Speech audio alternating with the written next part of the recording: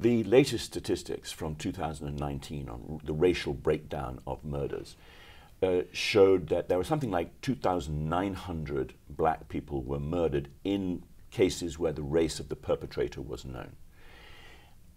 2,500 of the murderers were black.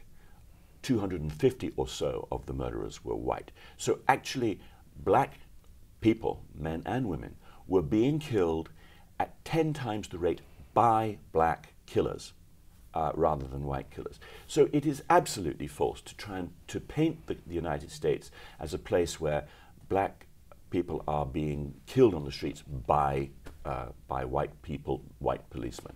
Welcome to The Debrief, where we talk with the Washington Examiner's top journalists about the headlines they're covering and where the story's going next. I'm Sarah Bedford, and I'm here with Editor-in-Chief Hugo Gurdon. And Hugo, Joe Biden gave a speech, a commencement address to Morehouse College, and you wrote in a piece for the Washington Examiner that you found it to be a very damaging speech. Why is that? It really was a disgraceful speech. Morehouse is traditionally a black college. It was commencement talking to young black men who were graduating from college. And the President of the United States depicted the country he leads as just a terrible racist place where black men cannot succeed. And he questioned American democracy, or said to the students who were graduating, you know, you probably question democracy. It's natural that you would question democracy. And he said things like, you know, it's awful when you love your country and the country doesn't love you back.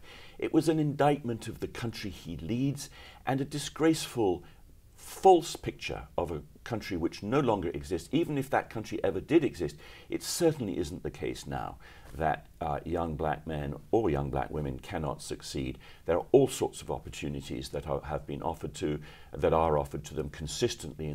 And indeed, the country has gone out of its way with affirmative action to try and make up for the sins of the past, to try and make sure that black people have opportunities. So it was just a race-baiting speech for electoral purposes.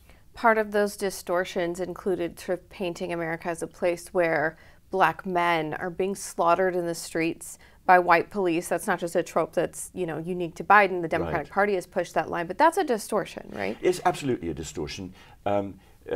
Biden referred to George Floyd, who was a black man whose death in the street led to the conviction for murder of a police officer. So the justice system dealt with this, and a police officer was convicted. But the idea that this is the norm is absolutely false.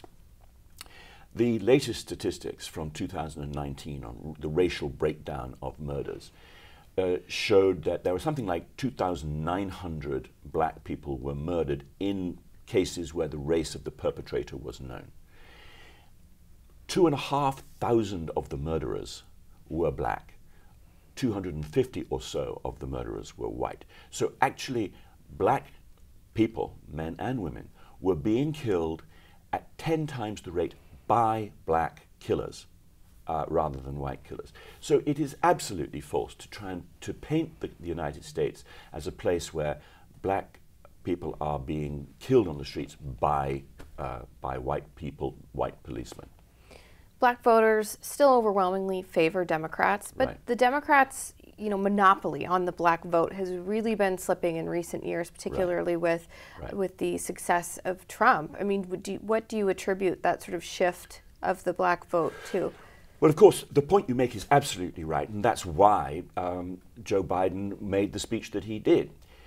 It has been necessary for the Democratic Party to stir up racial animus and division in order to retain the black vote, which has been so important to the victories that they have achieved over the course of the last 10 or 20 years. In fact, a longer period. But their rhetoric has become more extreme and more divisive since President Obama.